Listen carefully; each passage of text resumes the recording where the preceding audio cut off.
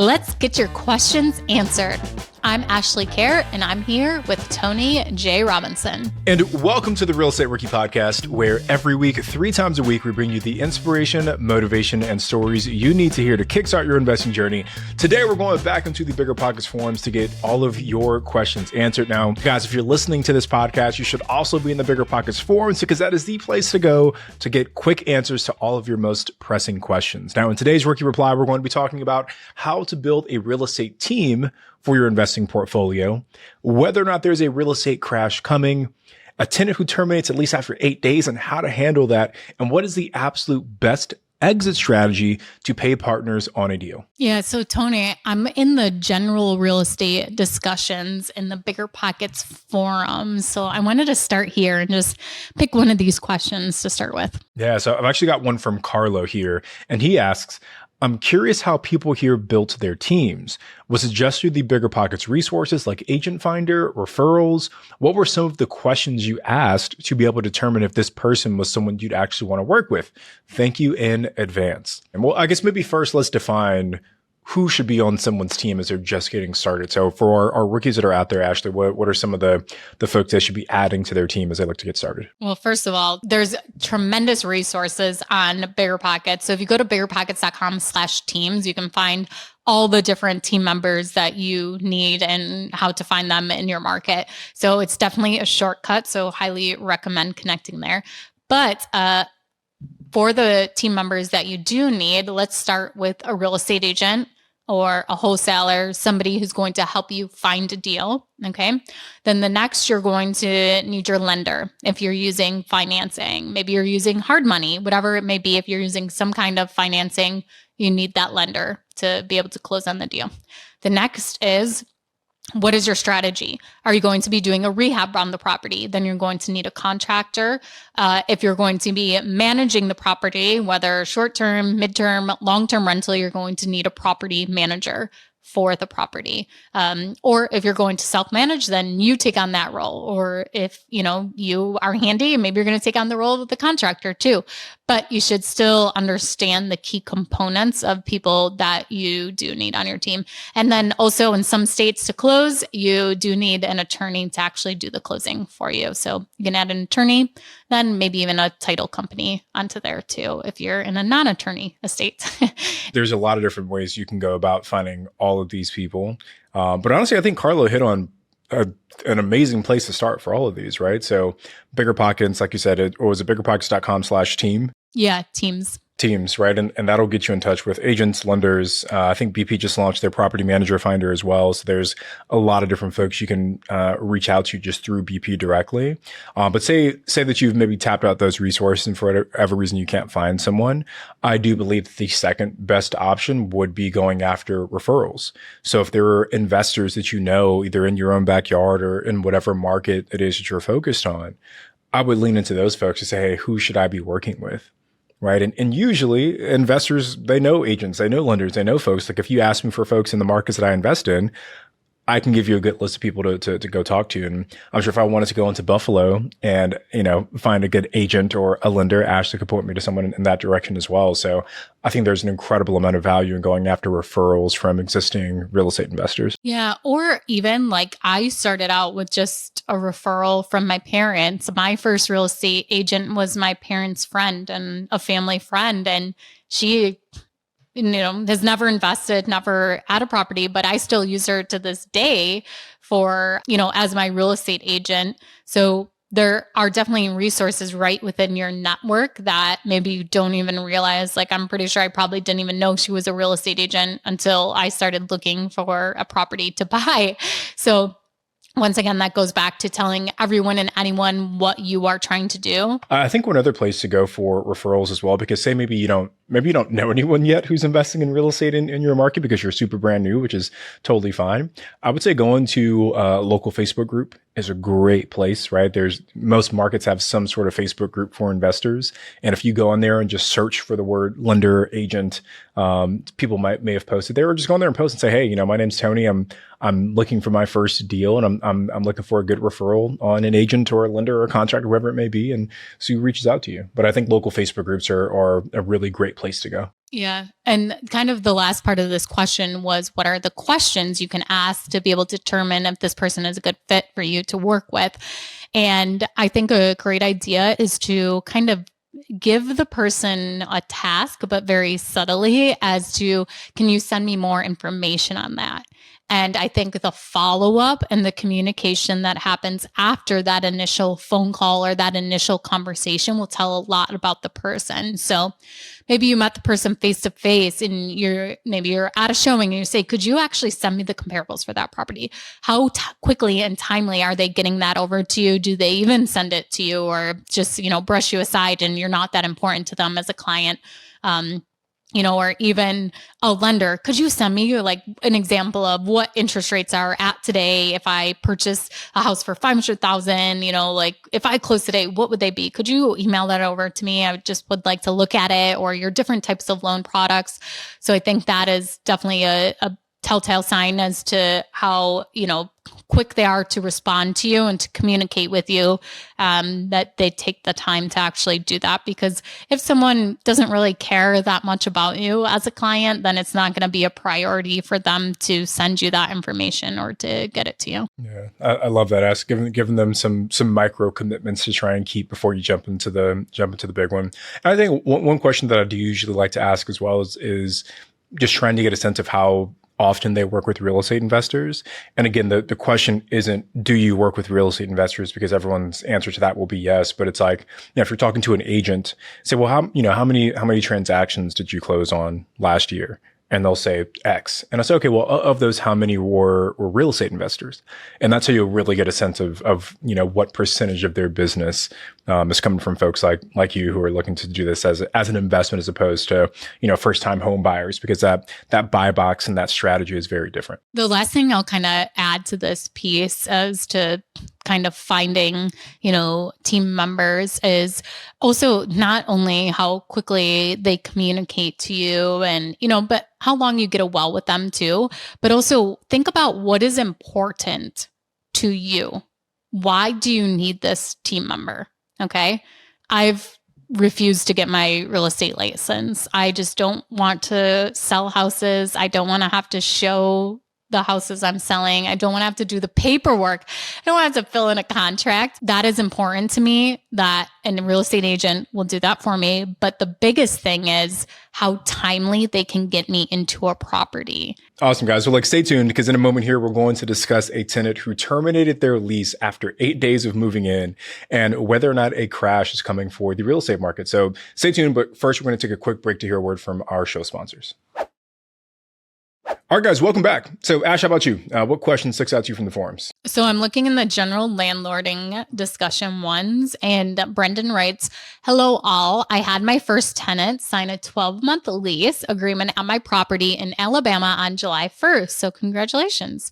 She has already paid rent and the security deposit, but is requesting to terminate the lease after 8 days because her mother passed away. She works for her mother's business and needs to move back home.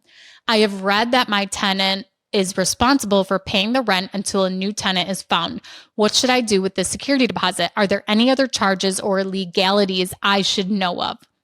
Okay, so the first thing you have to do is go back to your lease agreement.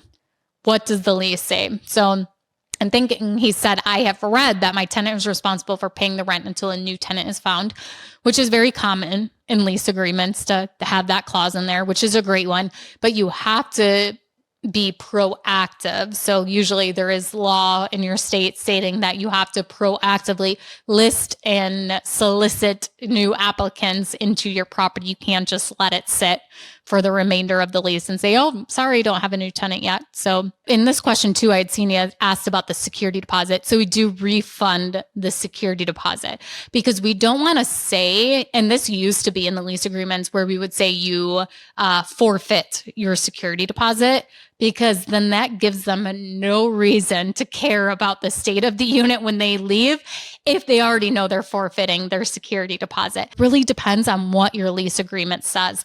So if it doesn't say anything in your lease agreement that you will retain the security deposit, then yes, you are obligated to return the security deposit. unless there are damages, of course, but then you can continue to charge them.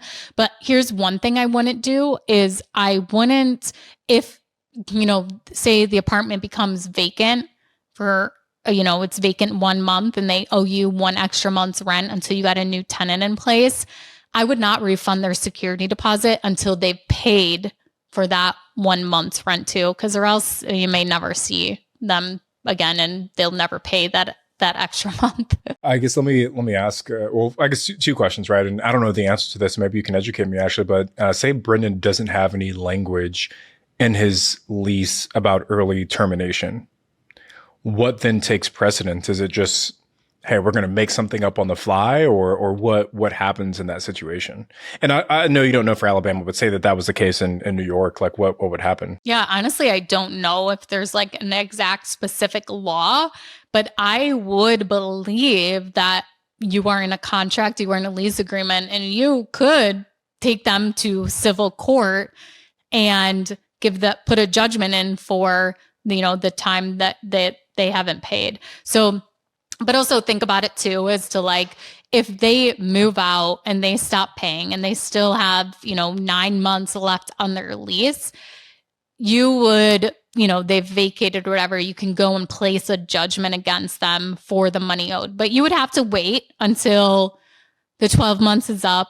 The judge would probably ask to show that the apartment was vacant during that time. And then you could get a judgment against them because they broke their contract, whatever. I have done a judgment against people before. I think twice, I've never seen a dime. Well, it sounds like Brendan, like what Ashley said, go back to your lease first, see what you stipulated in that lease. And then if there is no language, I guess maybe now you've got the ability to, make a decision on what you want to do from there. But I do like your idea, Ash, of just saying, hey, it's a flat 2 months.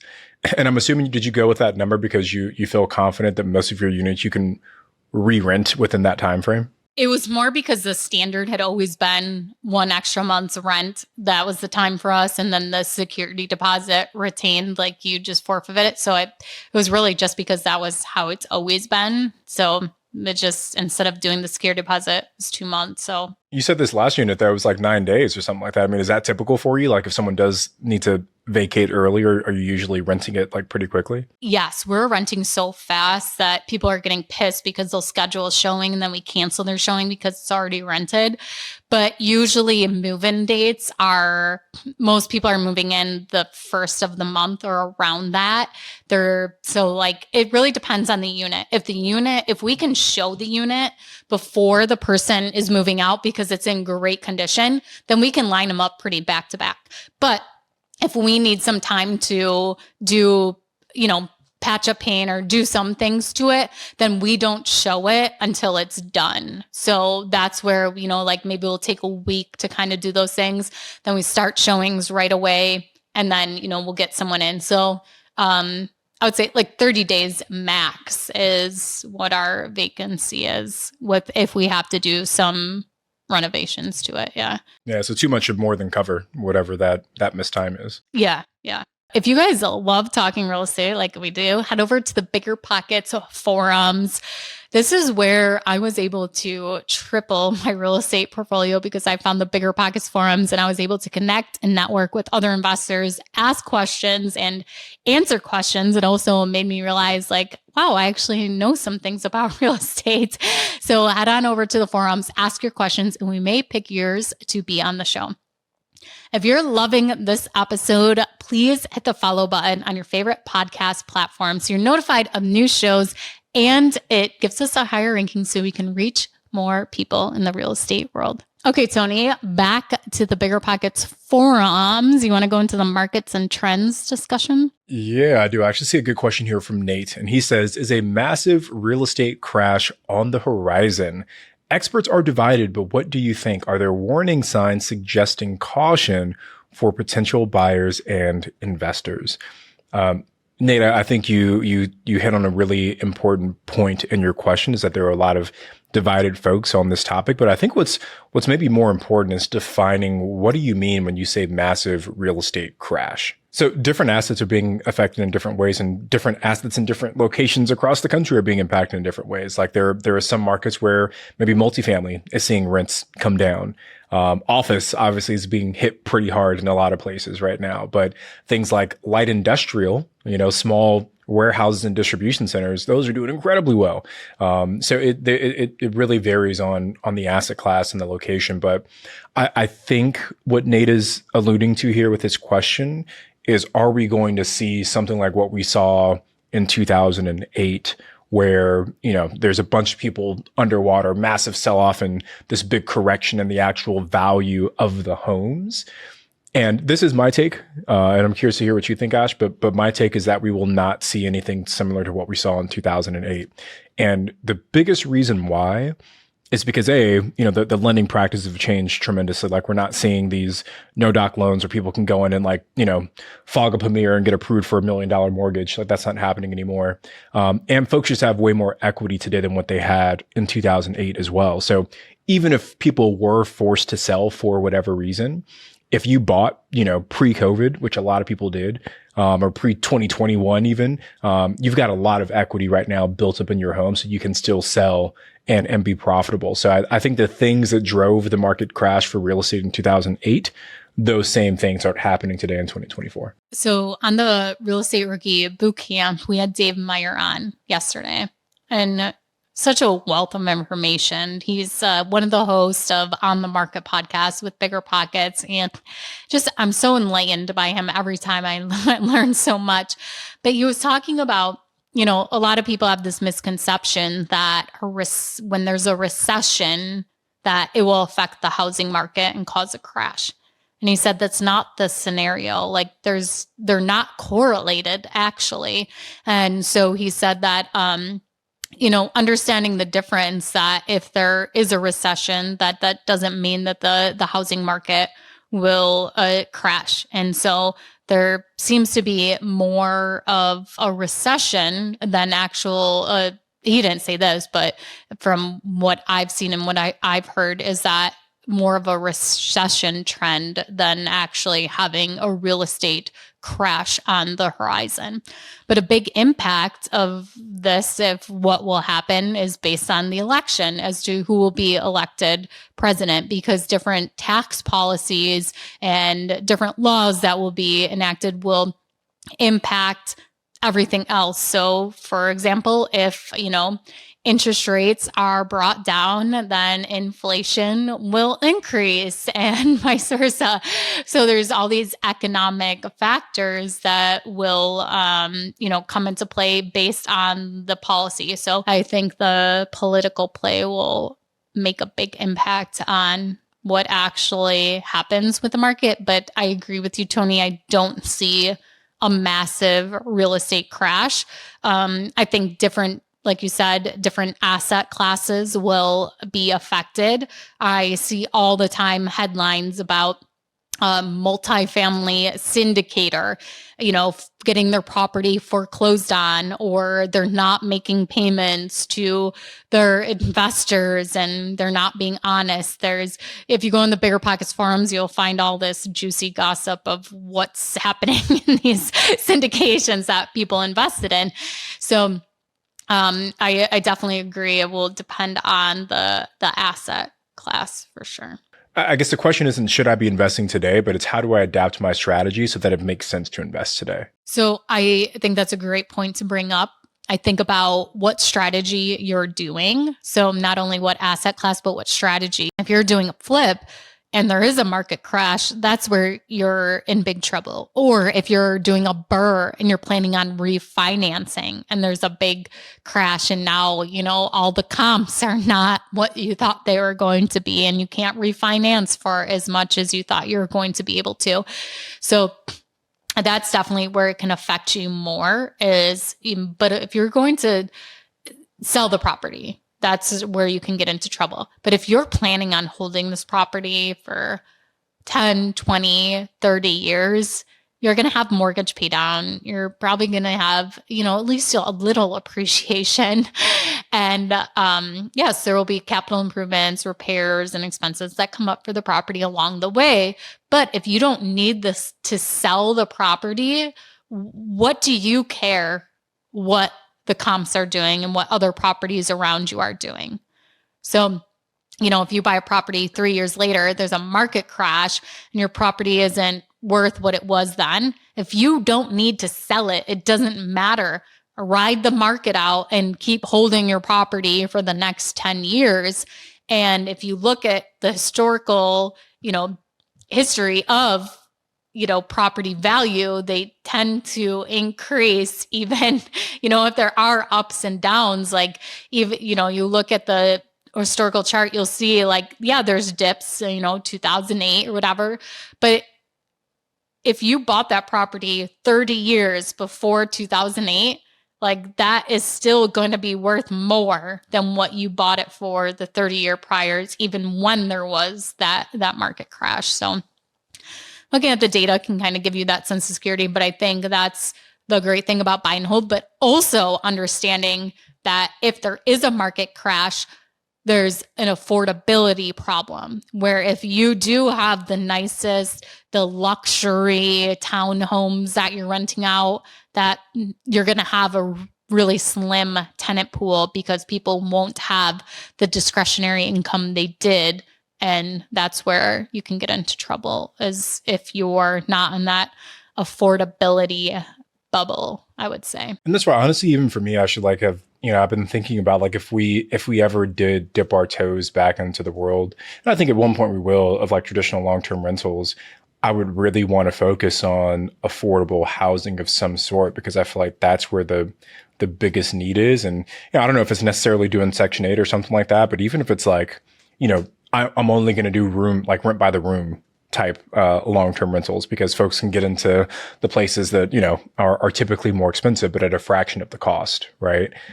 So what does that look like, and how can you kind of build that into your business model to be a little bit more, I don't think there's any asset class that's recession proof, but how do you kind of build that up to be maybe more recession resistant, right? Okay, so we're going to take a short ad break, but when we get back, our next question is going to be, what is the best exit strategy to pay back partners on the deal?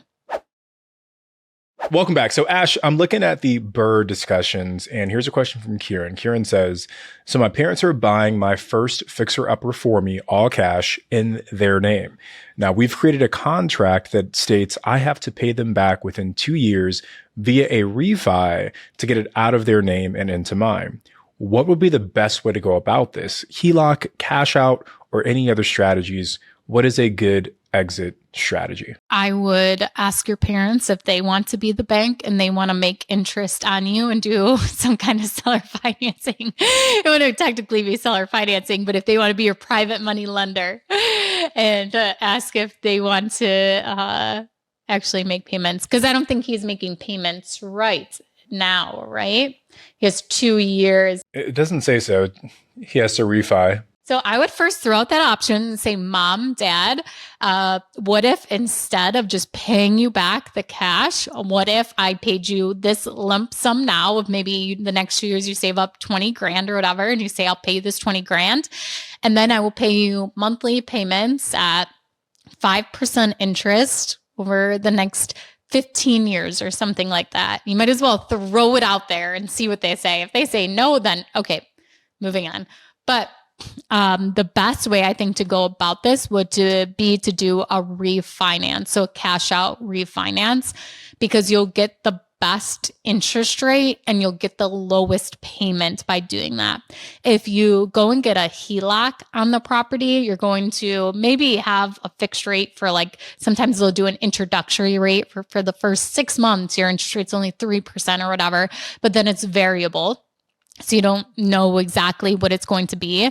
You're going to be paying interest only on the loan, and then you can pay whatever you want for extra principal. But your monthly payment will be lower if you're just paying the interest, but then you won't have any principal pay down. So I would say a cash out refinance. downside to that is that you're actually going to have to pay closing costs, where on a HELOC, you usually don't have to pay any closing costs. Those are covered with the HELOC. Tony, what's your experience with both of those? Yeah, I would agree with you, Ash, that I think doing a refinance would probably be the best exit strategy. But Kieran, you just want to make sure that you have enough room between what your all-in cost is for this property. And you said pay, so I guess one piece of data that we're missing here is that you said, Kieran, that you have to pay them back within 2 years, but are you paying them back with interest, or are you literally just repaying them back the principal amount? But either way, whatever amount it is you're borrowing from your parents. Actually, Tony, we have to stop there because I reread the question and his parents are buying it in their name. So it's not even in his name yet. So it wouldn't be a cash out refinance. It would be a purchase of the property. So then that changes things, Kieran. And here's what I would instruct you to do. I would instead have you purchase the property in your name.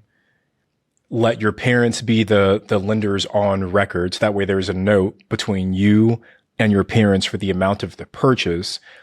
Because like Ashley said, if they own the property, you can't do a cash out refinance with their property, right? Like you would just have to buy that property from them, at which point you're going to have to put up a down payment of some sort for a lender to approve that purchase. But if you own the property originally and your parents are just listed as the lender, now you can do a cash out refinance to pay them off. That's a great catch. Actually, I think just logistically from a paperwork perspective, it's important how you put this deal together. Yeah. I mean, the other thing is like you could have your parents quit claim deed it into your name, and then, they sell it to you for $1 or whatever it is. Or, they say that you are selling it to them for, like you said, putting that they sold it and they're holding the note on it.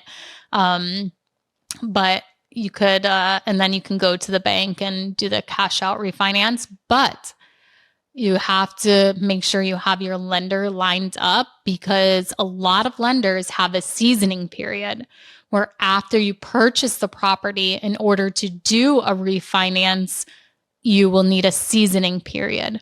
So that could be 6 months, that could be a year. So make sure you understand those little details before you have the property transferred into your name. So if you are going to transfer it and not do a purchase from them, then I would, make sure that you know what the seasoning period is with the bank that you want to use, and that you're going to be able to go ahead and refinance right away too. Yeah. So two super important things. I personally would have your parents act as the lender, as your private money lender on that initial purchase. So your name is on the title, but they're listed as lien holders against that property with the loan that they gave you.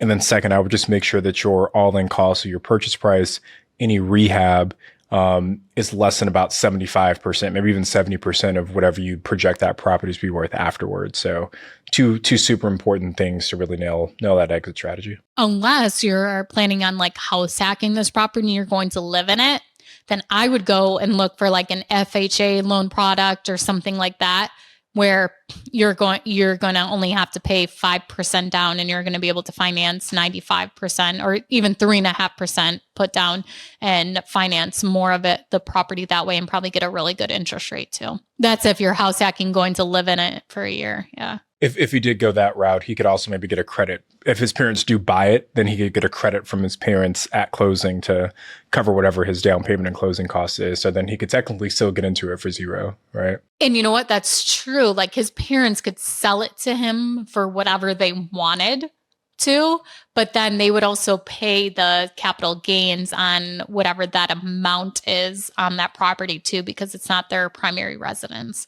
So honestly, your parents should go and talk to their CPA as to how they should handle that sale or that transfer to you of that property. And hopefully their CPA would say that the best tax strategy is for them to sell or finance it to you. And then you can just make payments to them.